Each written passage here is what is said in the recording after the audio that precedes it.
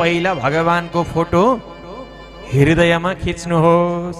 हृदयमा खिचिएको फोटो कहिले पनि डिलिट हुँदैन, तर क्यामेरामा खिचिएको फोटो एक दिन डिलिट हुन सक्छ, त्यो हराउन सक्छ, मेटिन सक्छ।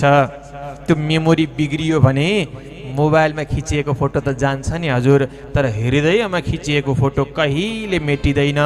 भगवानलाई यदि धारण गर्नु नै छ, फोटो खिच्नै छ भने भगवानको हृदयमा राख्नुहोस्। यी नेत्रले फोटो खिच्नुहोस्, हृदयमा लगेर सेभ गर्नुहोस्। यहाँ हृदयमा सेभ भएको फोटो कहिले डिलिट हुँदैन।